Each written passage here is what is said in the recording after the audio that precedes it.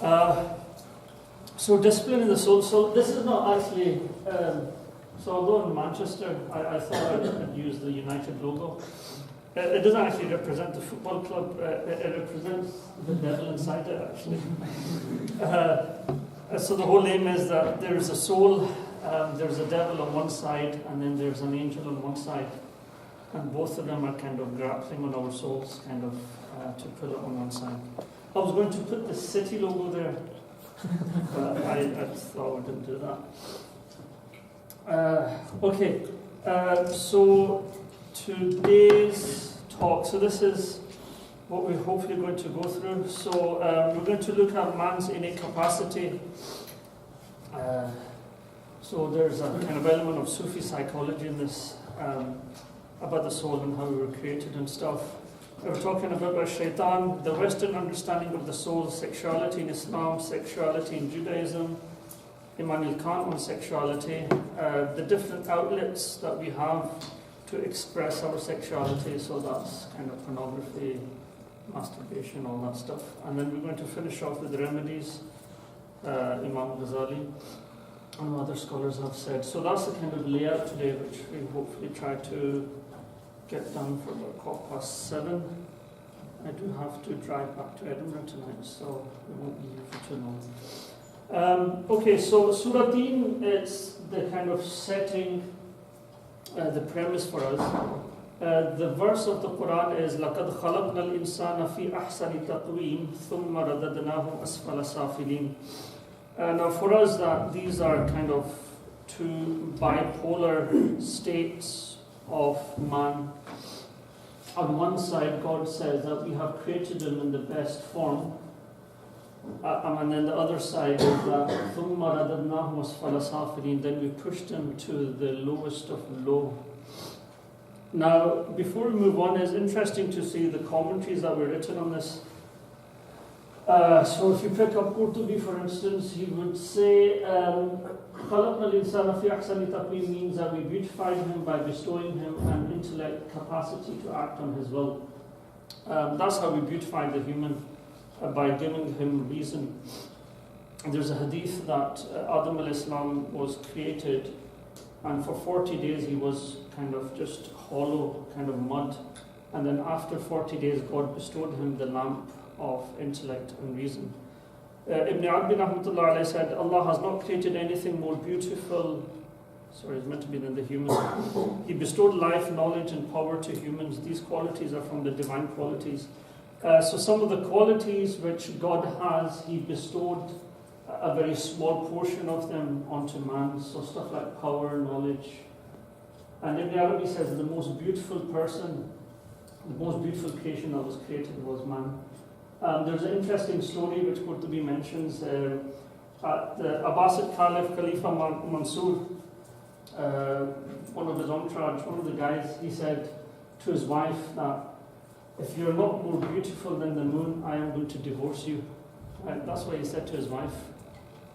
Now all the scholars got together to discuss, is that divorce or not? If someone says to his wife that if you're not more beautiful than the moon. So the scholars began to discuss this until one of the scholars came up and he said, Ya Amir al-Mu'mineen, فَإِنَّ الْإِنسَانُ أَحْسَنُ الْأَشْيَاءِ وَلَا شَيْءَ أَحْسَنُ مِنْهُ. That, O leader of believers, man, quoting this verse, he says, man is the most beautiful of all things because God has said that, and there's nothing which is more beautiful than a man. So for that reason, the scholar said that the divorce does not occur. Right? So basically saying that the best of all creation is that was created was man. Now, ثُمَّ رَدَدْنَاهُ أَسْفَلَ سَافِلِينَ, which is interesting because the Quran says man is right up there above the angels, and in the same verse he almost says that ثُمَّ, and then we kind of pushed him and he became the lowest of the low. Again, there's two opinions that Qurtubi mentions. The first is that he becomes old, loses his sight, hearing and his capacity to think. So what God beautified us with, at an old age we lose that capacity. So we're pushed to the lowest of the low. We reach old age, your eyesight becomes really weak, you suffer from dementia. And old age scholars wouldn't take hadith from you. It was makruh to take hadith from shuyukh who had become really old because of their sense of discernment and stuff. And number two, which for us is the purpose, in terms of this talk, this is the purpose. He loses the angelic qualities, the qualities to which the angels bow down to, and he acquires the trait of shaitan.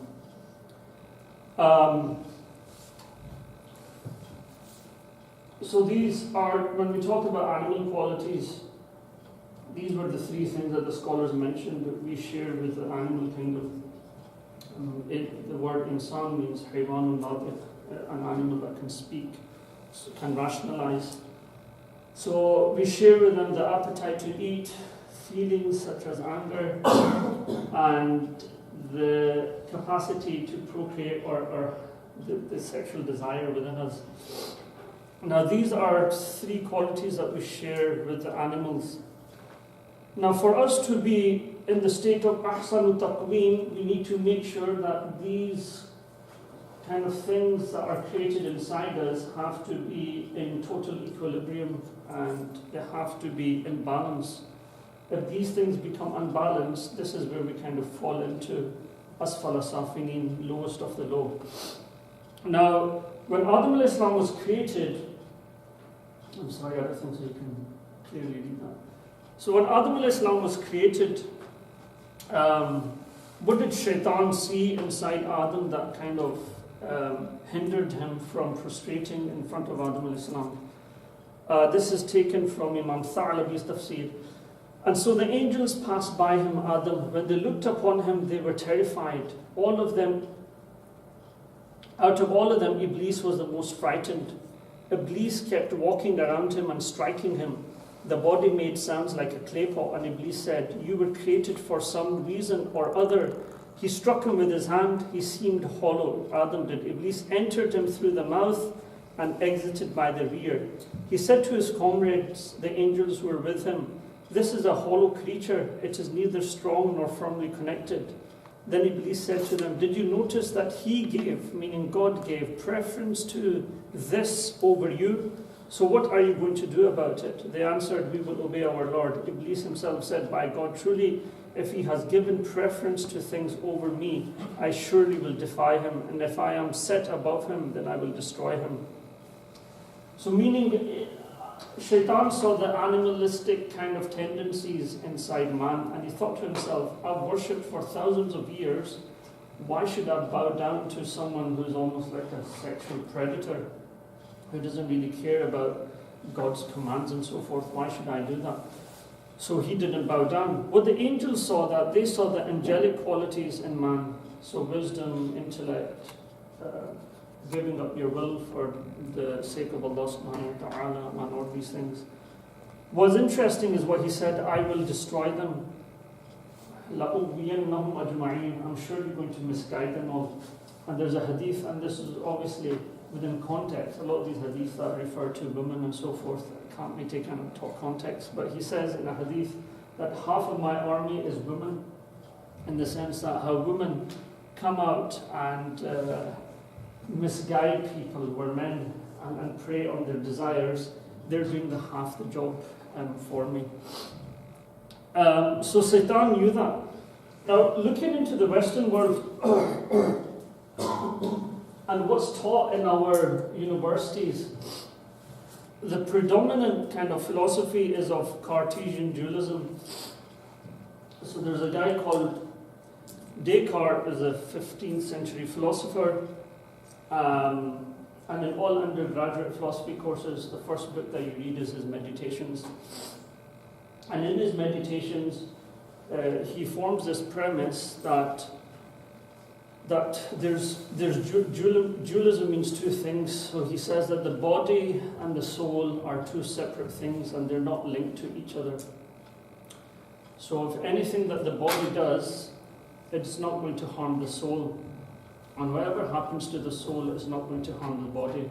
The good thing with Descartes is he did accept something which we call the soul. But he said that there was a divorce between them. And from the 15th century up until now, this is the predominant philosophy in the West.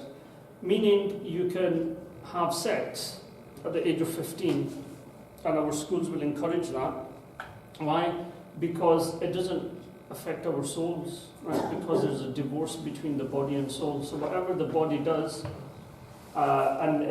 even if it fulfills all of its appetites, nothing's going to happen to the soul. Now, up until 19th, any students of psychology here? No. Okay, so up until 19th century, this was predominant until Freud came.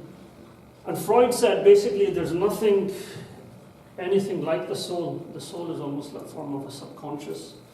So we're living in a time which the academia or the most predominant way of thinking is that we don't really have something called the soul. There's only what we can see, which is the body, and whatever the body demands, we should actually fulfill that. Now, obviously, we had voices which were very critical of that. One of the guys was Julius Evola, who's wrote on sexual ethics. Basically, he said that the best way, there is something called the soul, and the best way to nurture that soul is to abstain from sex. And obviously, he was a Christian, and Christians had a very strong view on sexual ethics.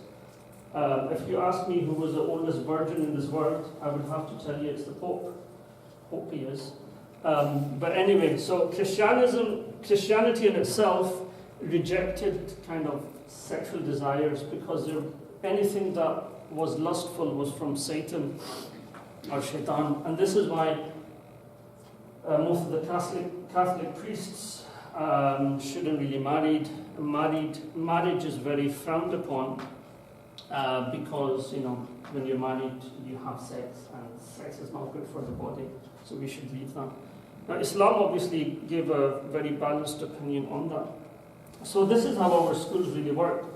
So if you go to a biology class, they would probably say to you, it's healthy to have sex, but you should probably use some sort of protection when you're having it, simply because it's healthy, there's nothing like a soul, and the body needs it. Sexuality in Islam. So what's our opinion on sexuality? There's a hadith: in the sexual act of each of you there is charity, sadaqah. The Sahaba were quite shocked. If you have sex and you're married, are you rewarded? The Prophet said, do you not think that where a person were to act upon it unlawfully, he would be sinning? Likewise, if he acts upon it lawfully, he is rewarded. So for us we weren't like the Christians totally going to reject this. And it's very extreme, and this is obviously a huge problem in the Christian church with all the paedophilia that's come across. Anyone seen the movie Spotlight? Yeah. So Spotlight's an interesting movie. It's based on true events where the church was faced with hundreds of priests who were committing disgusting acts with children.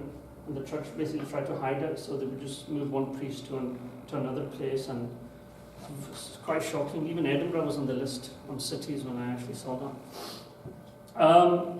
For us, Islam gave a balance, and Ghazali in his Ihya mentions that there are two reasons why we as humans have been subjected to sexual desires. I mean, there's a reason why that's been put in us and not into angels, right? Why has that been put into us? Two reasons, he says. The first one is to be able to draw an analogy to the delights of the hereafter. So Ghazali says that the best thing a person can, in his body, experience is the act of sex. And he says for us is to understand that, look how enjoyable that is, and if that's what you're getting in dunya, imagine what you're going to get in the akhirah. So the first one was a basic analogy to understand the delights. Number two was to procreate, so increase the ummah. There's many kind of hadiths on that. However, he says if there's no balance or equilibrium, it can really destroy a man. And Ghazali's wrote, his Ihya, which is a book on 40 books, he dedicates a whole book on this actual topic. He carries on and he mentions that, can someone plug my charger?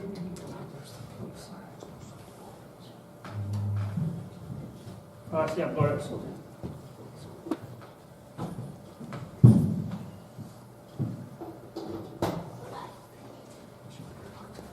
Okay, he mentions a few ayahs in which we seek refuge in Allah from being overburdened with sexual desire.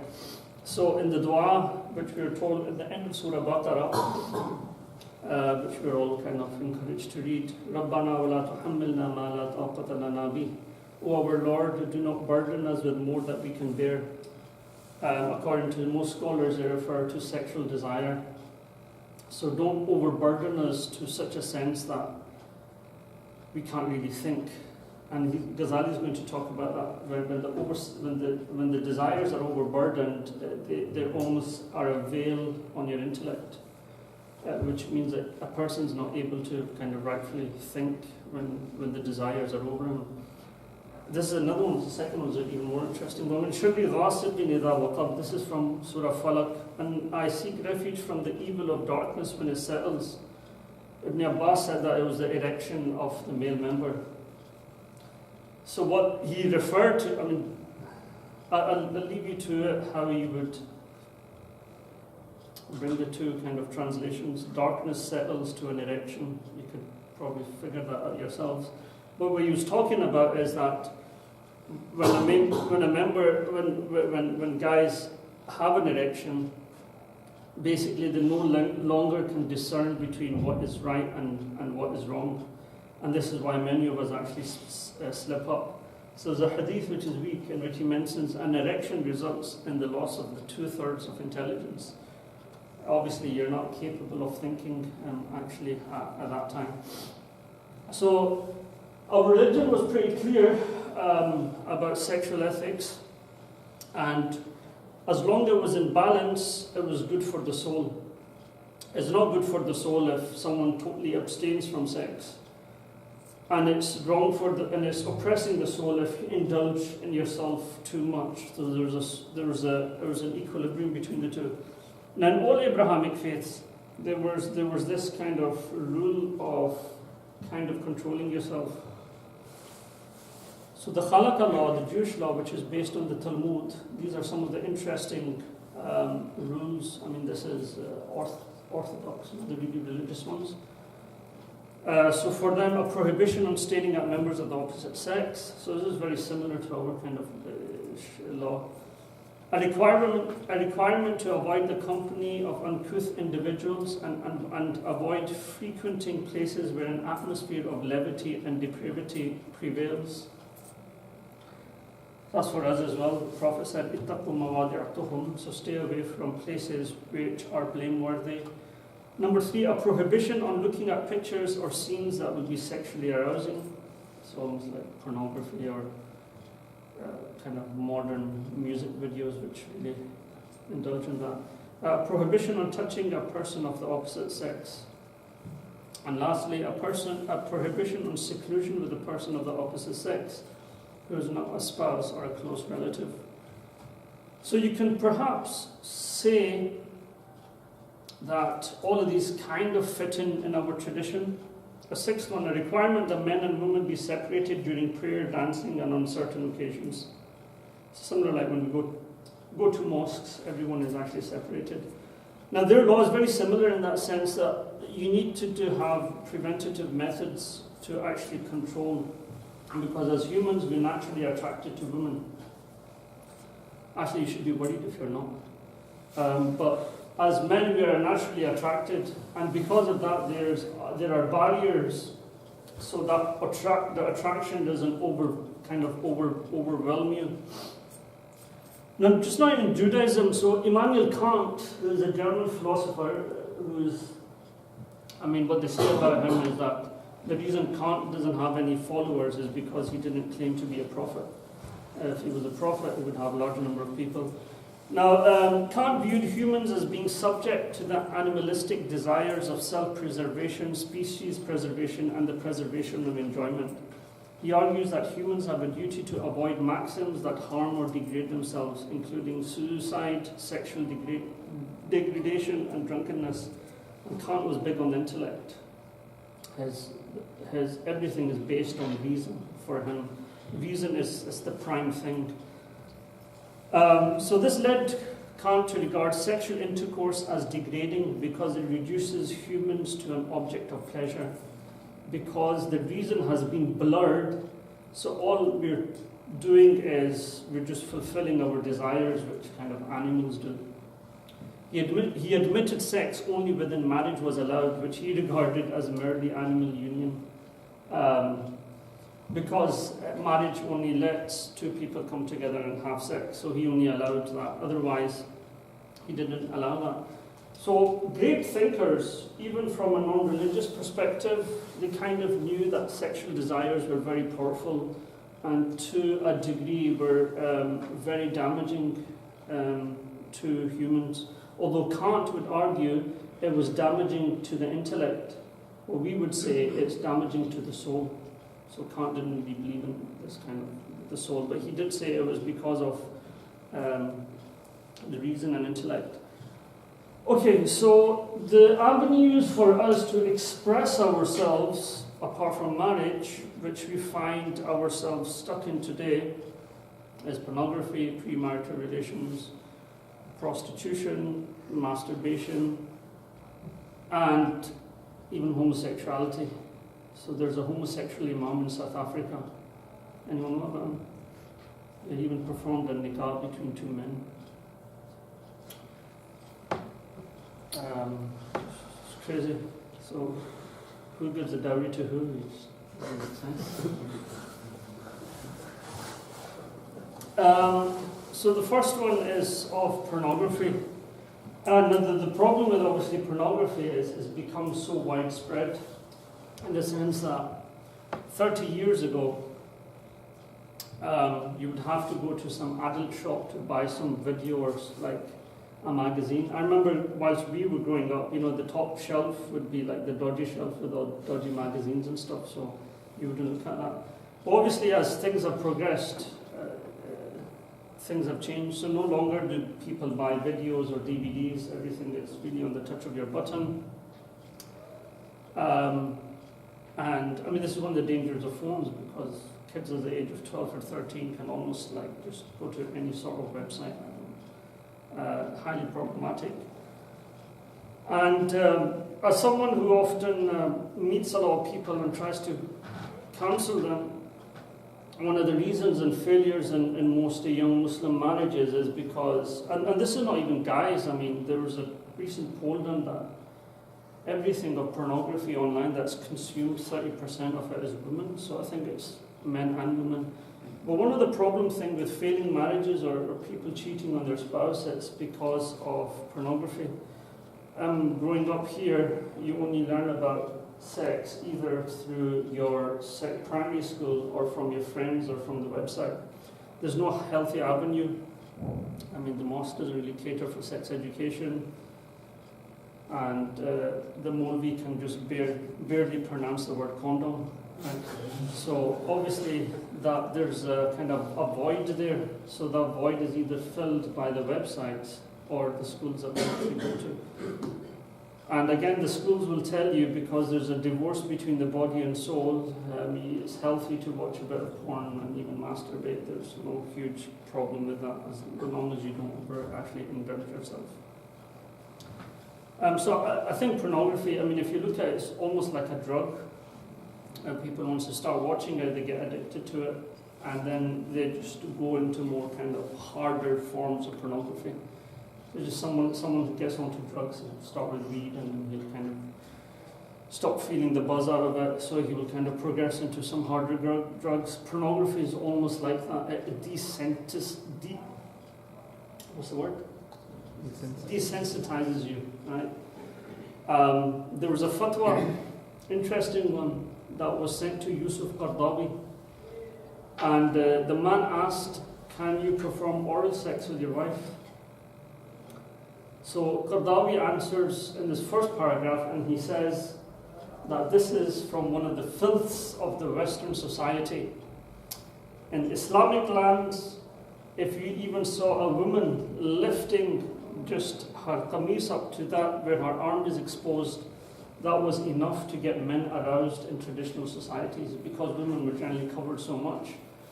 But because we live in a highly sexualized society, looking at women's faces and arms and all of that stuff, it doesn't really matter. So for us, we have to go into harder forms to achieve excitement. And obviously one of that is having oral sex. Now, we'll go on the fatwas later. I mean, it's not haram, not clear-cut haram, and there's some scholars that fatwa or jawaz. But the thing to ask is that a person who's got married, how do you know about oral sex? I mean, if either he's had girlfriends before, or he's been watching kind of pornography and stuff like that. So that's the kind of avenue. So the experience of sexual arousal can be adrenalized and intense when viewing pornography. And like any high, your body will crave another hit. The result is a pattern of addiction and escalation. Softcore porn soon becomes boring and you will seek full nudity. So if you bring someone from the Middle East, although Middle East has been heavily sexualized anyway, but anyway, someone from a traditional society, like from Mauritania or somewhere where they haven't been kind of raped by our modern consumerism, if they watch a video of, who's the latest singer these days that people listen to? Come on, I know you know some names. Right, in my time it was Beyonce. I'm sure there's like more people now. But if you watch some of their movies, and if you get someone from a traditional society to watch that, they would absolutely be outraged, right? Because what they're seeing, they're not used to. Whereas if someone like me and you saw that, I'm like, Jill's all right. I mean, at least she's covered some of her bits in it instead of all of them. At least some are covered. So basically, softcore porn soon becomes boring, and you will seek full nudity. And as that loses novelty, you will look for something more enticing. And this is where you go to like crazy forms of pornography which people are watching now. So like a couple of guys and one girl, anal sex, oral sex. I mean, I've had some weird questions coming from weird people. Is this being recorded? Emotionally. So there's a guy who came to me in Edinburgh, and he said to me, Imam, I have a huge problem. Before I was married, I was in relationships. And part of the relationships was that I used to enjoy rimming. So that's why I asked, what the hell is that? So he explained to me, do you know what that is? That is basically your partner licking your anus. That's what you call rimming. And he said to me that I've been married and my wife refuses to do that, and I don't feel sexually gratified from sex. What do I do? I said, listen, come back tomorrow, man. This is making me sick. But you see what the problem has come to now. From normal sex, it was oral sex. That gives gratification. But for him, oral sex just didn't give the buzz. So he said, let's go a step further and let's try what he calls rimming. Which is crazy. Absolutely crazy. I mean, there's other weird stuff because it's on camera, but it's just a huge problem.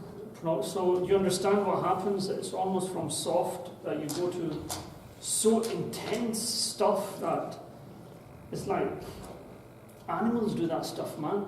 Like, humans are not even made to do that. And then that's the underlying problem. Like from 13, if a young Muslim watches pornography from the age of 12 and 13, right up till the age of 18, so that's 4 or 5 years, I mean, he is going to go to very intense stuff. Like, people watch stuff like rape and all of this kind of mad stuff. But this is what pornography does to you. So the 4 steps, which I don't know what you call them, but the sex doctors, I think, That's what they would say. The first part is addiction. So you keep coming back to porn. It becomes a regular part of your life. You're hooked and you can't quit. Right? So once you start viewing it, you'll come back. You'll start viewing more content. Number 2 is escalation. You start to look for more graphic pornography. You start using porn that disgusted you earlier. So you went on and you saw something filthy and said, ugh. Right, but 2 years down the line, you're actually enjoying watching that because things have escalated. Number 3, it desensitizes you, so you begin feeling numb towards the image you see. Even the most graphic porn is no longer arousing. You will become desperate to feel the same thrill again, but you can't find it. Now when you become desensitized, this is where you go into very kind of shallow ends where people start homosexuality, and then you start going into kind of children and all sorts. It's a huge problem. In fact, in America, there's a movement, which I forgot what it's called, but they're basically trying to legalize adults having sex with children. And they're saying, we should respect our wishes. So if the homosexuals are allowed to fulfill their sexual desires, we should do too. And the last and the final thing is that when people get married who watch pornography, this is the point that you make a critical jump and start acting out the images you have seen and rehearsed in your mind. So you're getting, so as Muslims, right, as honourable people, you think to yourself, I'm going to get married to someone who doesn't have a past. Right? Because I have a past, I don't want someone who doesn't have a past, who's a total angel and stuff. On the first night, where she expects romantic sex, you're there doing all this mad stuff that you've just watched on pornography. Absolutely outraging. And if the wife says no, right, what happens? Right? So you want to try these new things out to your wife, and scholars have been a bit accommodating. So for instance, are you allowed to have oral sex? They would have some ulama would say it's haram. People like Jabil Haddad and others have wrote kind of answers that you're allowed if you're using a condom, if no fluid goes in your mouth. Are you allowed to use toys? They would say as long as they're not harmful to the partner. All this type of stuff. So the scholars have tried to accommodate stuff. But when it comes to stuff like, obviously, anal sex, that was something which was categorically haram. There's one fatwa of the Maliki scholars, but that's the wrong fatwa. Imam Malik didn't say anything like that at all. According to all 4 schools, it was haram. So you try this with your wife. Some of the stuff that you're going to try, the scholars are going to allow it. Some of the stuff that you want to try, the scholars are not going to allow that. And the ones that you're not allowed to try with your wife, you're going to look for it outside. And again, this is a whole problem that we have in our community. Prostitution sounds bad, so they use the word escorts. And I personally know people from Scotland who come down to Manchester just to visit some of the massage parlours. I personally know part of the Eid celebration is to come down Rumslow Road, horn their cars, have a bit of drink, go to the parlour, come back, have a solid munch and come back home. And that's part of actually the Eid celebration that they do. And it's interesting, the word prostitution, because it's not really used anymore, because it's a stigmatized word. So the word that's been used is escort. Escort is someone who's much, she's cleaner. When you think of prostitutes, I think they're probably the junkies who are injecting themselves with stuff. Escorts are a bit much more cleaner, and if we do it with them, nothing's going to happen. So obviously, if you're not going to try that on your wife, and if she refuses, you're actually going to try that out to other women who are willing to give that service in exchange for money. And there's nothing that's actually going to stop you from doing that. And it's a huge underlying problem, especially in the Asian community. One of my cousins who went to Sheffield told me that there was a lot of massage parlours there, and there was an uncle as age as 60 years old with white beards and stuff who were going to these parlours. So it's not just the young people, it's our elders as well who are, in that age having a bit of fun, unfortunately. A huge problem. And then the other two ways that are mentioned, one is obviously of masturbation, and again this was categorically prohibited in the hadith. So Ibn Humam in Fathul Qadir mentions the one who wets his hand is accursed. So in the fiqh books it's used as to do nikah with your hand, essentially. That's how when they describe masturbation, that's how they actually describe it. Moving on. So that's the huge problem, and it almost starts kind of from pornography if you think about it, and it just escalates into marriages, and people's marriages have broken down because of that. I mean, literally they have broken down because the wife is not accepting that. She's got her own limits and boundaries, and she's not going to go through further than that. What can we do? So there's a few remedies that the scholars mentioned. Know that the nafs is the most difficult thing to control. This is why the reward for those who control it is immense. If it was easy, the reward would not have been very significant.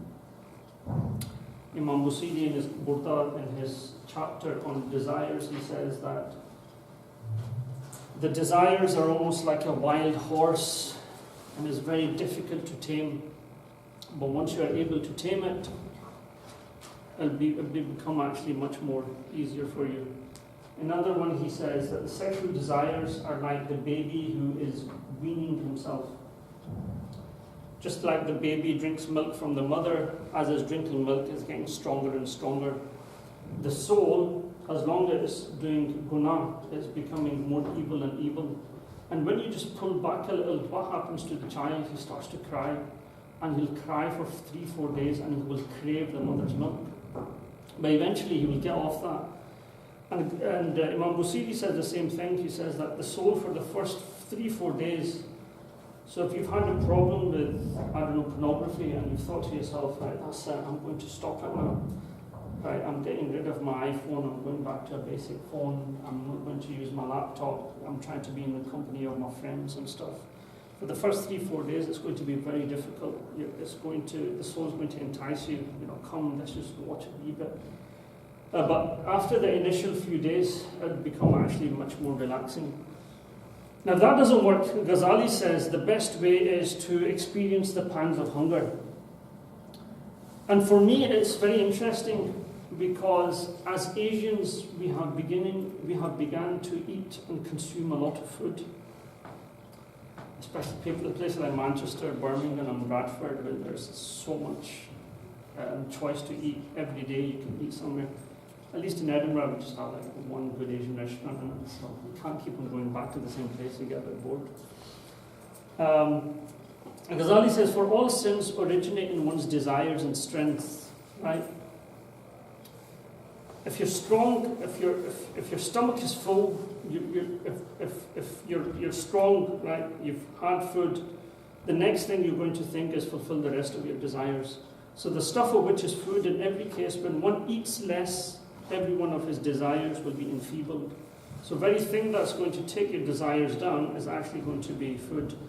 Just as you cannot master a stubborn riding beast without weakening it through hunger, a strong horse that you're trying to control. The only way you can control it is make it really hungry, so it becomes very weak. For when it eats its fill, it becomes strong. So it is with the soul. And Ghazali's got a whole chapter on the merits of keeping hungry, and I recommend you to read it. He mentions there's 10 benefits. Now he doesn't mean hungry all day, but he says suffice yourself either to 2 meals, which we have been trained to do in Ramadan, so the morning and the evening, the rest is already extra, or fasting. And he says that, Sayyidah Aisha narrates that the first bid'ah to appear after Rasulullah was that people would eat their fill. And when people's belly were sated, their souls bolted with them into the things of the world. Which is funny because the people who shout bid'ah and shirk are the ones with the huge stomachs. Right? But the first bid'ah that ever started was eating. Because at the time of the messenger, people wouldn't eat. They would eat less and they would exert themselves in ibadah. One of the early Sufis said, "Never have I eaten my fill without then committing or wishing to commit a sin." So for them, the root cause is that the soul and the body are connected. There's a very detailed connection between the two. And if the body is full, the next thing it will think about is how to fulfill its sexual desires. So Ghazali says that when a man is sated, when he's filled, he cannot govern his sexual desires, even if preserved by the fear of God. Like even the biggest Sufi, after he's had a solid meal, right, he's going to be enticed. He will unable to control his eyes. Should he be able to control his eyes, he won't be able to control his thoughts, even whilst actually praying. So meaning if it doesn't manifest in your action, either you're going to be looking at what is wrong. So you've had a good meal and you walk out on Winslow Road and you think, "Oh, she's good looking there." Naturally it will happen because you've just filled your stomach up. And if you can control that, but when you go and read namaz, you're going to be thinking about her, right? It's very difficult to actually control. And he mentioned some of the other stuff. There's a hadith that the worst thing that the son of Adam can fill is his belly. That's why there's a hadith of the Prophet about people who are not married. You should try and fast at least Mondays and Thursdays because it weakens the body. So for Imam Ghazali, the main root will be food and the consummation of food. That's number one. Number two, what you're consuming. So he would argue that when Allah talks about eat halal and tayyib, halal means to eat is halal, tayyib means what is ethical and pure. So eating a lot of junk food, a lot of meat, which is really bad. The Sufi said you should really eat eating meat once in 40 days, that's more than enough. But if you're eating it 3 times a week, what you eat is going to be having an effect on your action. And this is why I feel scholars in Bradford and Birmingham, they're just more angrier and more fierier. Why? Because they eat out every second day. And whatever you're going to eat is going to have an actual effect on what you're going to do. Some of the other stuff which Ghazali mentions, he says that one should also always try to stimulate the mind, so read books and stuff. When you're reading books, the mind is stimulated, so the mind's thinking about new things that is learned, and it's thinking about theories, which means that you don't have time to think about your bodily desires and stuff. Take up a hobby, you should be doing something extra.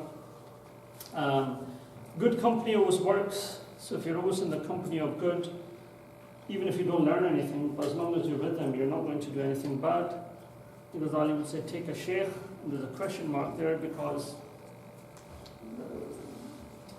are there any sheikhs left? What are the attributes of the sheikhs? It's almost become like a recruitment center for murids these days. But he would say, take a shaykh who would kind of train you up to control your desires. And lastly, understand that you have a problem and you need to seek advice. I think people don't realize consuming a lot of pornography and stuff like that is detrimental to the soul, and they need to seek advice. And for us as scholars would be that scholars need to either sit down with health professionals to sit down and offer kind of some advice to young people.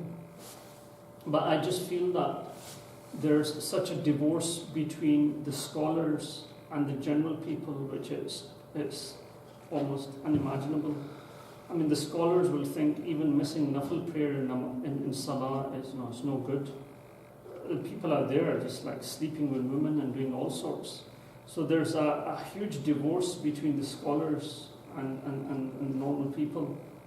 And issues like that are not being tackled. In fact, they are, but mostly by kind of non-Sunni scholars. There's no kind of Sunni scholar who's wrote anything on maybe masturbation or oral sex or pornography or anything like that. It's very difficult to find that. So that almost finishes up to what we started with. لَقَدْ خَلَقْنَا الْإِنسَانَ فِي أَحْسَنِ تَقْوِيمٍ. that the reason why the angels bow down to Adam al-Islam is not because of his sexual desires, but it was because of the nobility and intellect that Allah bestowed upon him. And the reason Shaitan didn't bow down because he saw the clay and what comes with the clay, his sexual desires. So sometimes you think, obviously Shaitan disobeyed God, but he was very much right in the sense that most other humans are actually going to go about fulfilling their bodily desires. So that's what we have to keep in mind.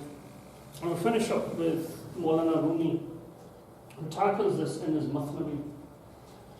And he says that the souls are like the reed flute. So in the Turkish kind of Sufi tradition, they play the flute. And the flute makes very when they play the flute, it's kind of very sober type of music. What Rumi is saying is that the flute is lamenting because it has been ripped out of the reed bed. It wants to return back to the reed bed. So similarly, the souls are yearning because they want to return back to a place called Ruze Alast. And Ruze Alast was when all of our souls were together and God asked us, Alastu bi Rabbikum, am I not your Lord? Qalu bala, they said, of course. And all the souls were enjoying the moment and the intimacy with Allah subhanahu wa ta'ala. But once the souls were put into the body, just like the reed flute is lamenting, I want to return back to my original place, the souls are lamenting. They're saying that we want to return back to our original place. So in his Mathnavi he writes, Manzil ma kibriyast, that the true returning for the souls is back to Allah subhanahu wa ta'ala. That what we've seen in this dunya, all these kind of the sexual desires, the cars, the food and all stuff like that, they are filling the void, right? But it's not the real thing. The soul has to return back and it's yearning Allah. You cannot substitute the yearning of God with women or cars and so forth. And he says that just like the rain comes down and goes into the gutter, that's how the souls are. They're being thrown into the dunya just like the way rain is. And just the way the rain seeps through and goes into the gutter, one by one, the souls are going through the gutter, which is the grave, and returning back to Allah subhanahu wa ta'ala. So I think people who are kind of suffering from this stuff, I think one good thing would be is to kind of read Sufi books. And that stories will always kind of motivate you. That people 500-600 years before us were kind of going through essentially the same thing, the same thing but in a different form, and how they went about tackling it. I hope that you benefited somehow from that. But just to understand that the society that we're living in don't really accept anything as the soul, and they don't want to accept that because they make money from our desires. It's a multi-million-pound business. So they're not going to tell you to reform your soul or anything. But anyway, we've finished there. Is there any questions?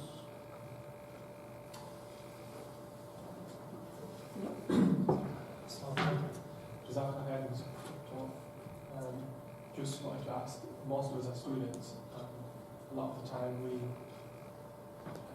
snack on food whilst we're studying. What do you think in regards to that? Well, I was a student, but I was cooking myself. And 5 of us lived in a flat, and each one of us had a duty. Well, we were in Egypt, and each one of us had the duty to cook food. So we'd always come home to cook food. So you cannot snack. It's not. Maybe you pass your exams and stuff, but for the soul is very detrimental. So I advise you to cook or have some fresh sandwiches and stuff like that. But eating out a lot of the time, it's not good. Student life anyway is very difficult. Very difficult. There's just very few people who can go through a student life untarnished. Most people will just, it's like quicksand, isn't it? Once you just step into one wrong, they'll just pull you down. It's very difficult in university, away from home, no one on top of you. And to maintain even your namaz, forget all this stuff, even your namaz, maintaining that in student life is extremely difficult. But I would say if you're sharing with people, you should have some sort of rota, man. You can cook, if you can watch a movie on Netflix every second day, right? I'm sure you can take time out and just cook for an hour, even if it's something basic, but you have to be able to cook. And the second thing is reduce your intake of what you're doing. So maybe during the day, have a small sandwich and stuff. You don't have to go out and have a huge burger with chips and stuff. I just have a fresh sandwich or something like that, and then eat again in the evening. But yeah, not the burgers and stuff. Probably not. Sorry, but I didn't phrase my question properly. Alright, sorry. So what I was referring to was, you know how people have brain food and they snack whilst they eat in the amount of like chocolates and things like that. But then you're studying and you're trying to gain knowledge. Well, you can substitute that with grapes or nuts or something. But even then you're consuming food. And what do you think that's I mean, it's okay.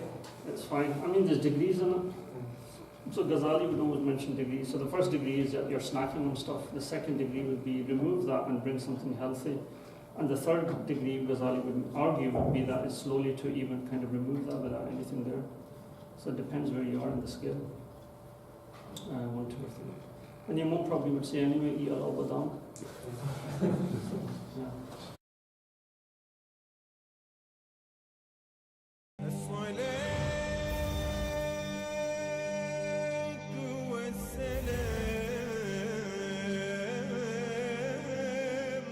And so stuff like power, knowledge. And Ibn Arabi says the most beautiful person, the most beautiful creation that was created was man. There's an interesting story which Qurtubi mentions. At the Abbasid Caliph, Khalifa Mansur, one of his entourage, one of the guys, he said to his wife that if you're not more beautiful than the moon, I am going to divorce you. And that's what he said to his wife. Now all the scholars got together to discuss is that divorce or not. If someone says to his wife that if you're not more beautiful than the moon. So the scholars began to discuss this until one of the scholars came up and he said, Ya Amir al-Mu'mineen, فَإِنَّ الْإِنسَانُ أَحْسَنُ الْأَشْيَاءِ وَلَا شَيْءَ أَحْسَنُ مِنْهُ. That, O leader of believers, man, quoting this verse, he says, man is the most beautiful of all things because God has said that, and there's nothing which is more beautiful than a man. So for that reason, the scholar said that the divorce does not occur. Right? So basically saying that the best of all creation is that was created was man. Now, ثُمَّ رَدَدْنَاهُ أَسْفَلَ سَافِلِينَ, which is interesting because the Quran says man is right up there above the angels, and in the same verse he almost says that ثُمَّ, and then we kind of pushed him and he became the lowest of the low. Again, there's two opinions that Qurtubi mentions. The first is that he becomes old, loses his sight, hearing, and his capacity to think.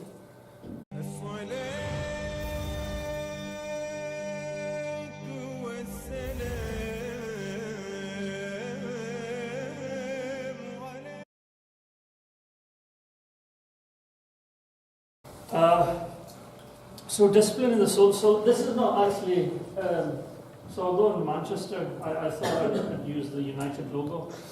It doesn't actually represent the football club. It represents the devil inside it, actually.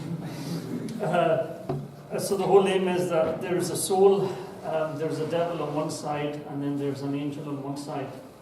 And both of them are kind of grappling on our souls, kind of to put it on one side. I was going to put the city logo there, but I thought we didn't do that. Okay, so today's talk, so this is what we're hopefully going to go through. So we're going to look at man's innate capacity. So there's a kind of element of Sufi psychology in this, about the soul and how we were created and stuff. We're talking about shaitan, the Western understanding of the soul, sexuality in Islam, sexuality in Judaism, Immanuel Kant on sexuality, the different outlets that we have to express our sexuality, so that's kind of pornography, masturbation, all that stuff. And then we're going to finish off with the remedies, Imam Ghazali and other scholars have said. So that's the kind of layout today which we hopefully try to get done for us. So what God beautified us with, at an old age we lose that capacity, so we're pushed to the lowest of the low. you reach old age, your eyesight becomes really weak, you suffer from dementia. On old age, scholars wouldn't take hadith from you. It was makruh to take hadith from shuyukh who had become really old because of their sense of discernment and stuff. And number two, which for us is the purpose, in terms of this talk, this is the purpose. He loses the angelic qualities, the qualities to which the angels bow down to, and he acquires the trait of shaitan.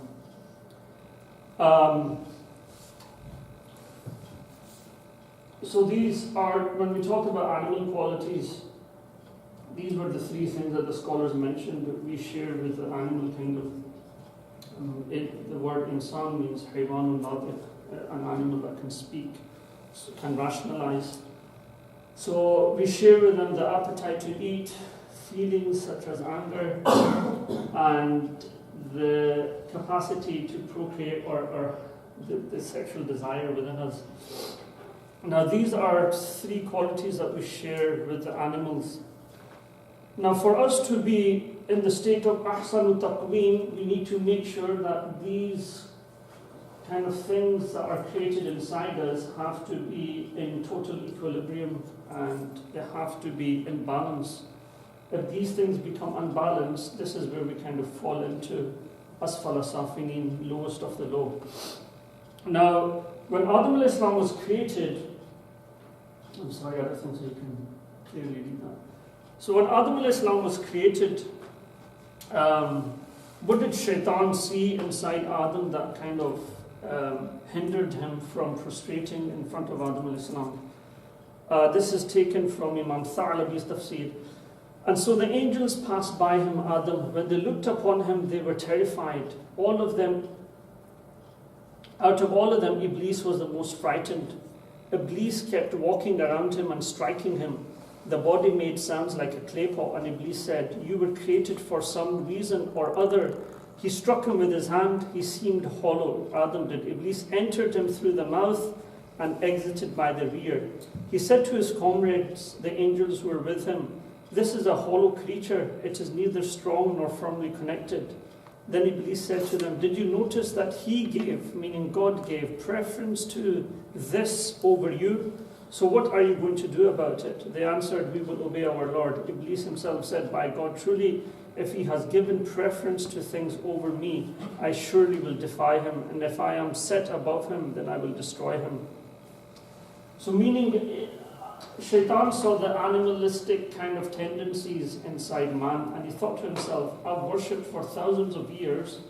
Why should I bow down to someone who's almost like a sexual predator, who doesn't really care about God's commands?" And so 7:15, I do have to drive back to Edinburgh tonight, so it won't be here for too long. Okay, so Surah Deen is the kind of setting, the premise for us.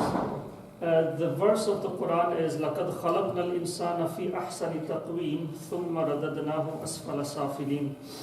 Now for us, that these are kind of two bipolar states of man. On one side, God says that we have created him in the best form, and then the other side is that ثُمَّ رَدَدْنَاهُ أَسْفَلَ سَافِلِينَ, then we pushed him to the lowest of low. Now, before we move on, it's interesting to see the commentaries that were written on this. So if you pick up Qurtubi, for instance, he would say, خَلَقْنَا الْإِنسَانَ فِي أَحْسَنِ تَقْوِيمٍ means that we beautified him by bestowing him an intellect capacity to act on his will. That's how we beautified the human, by giving him reason. There's a hadith that Adam al-Islam was created, and for 40 days he was kind of just hollow, kind of mud. And then after 40 days, God bestowed him the lamp of intellect and reason. Ibn Abdi Rahmatullah Alayhi said, Allah has not created anything more beautiful, it's meant to be than the human. He bestowed life, knowledge and power to humans. These qualities are from the divine qualities. So some of the qualities which God has, he bestowed a very small portion of them onto man.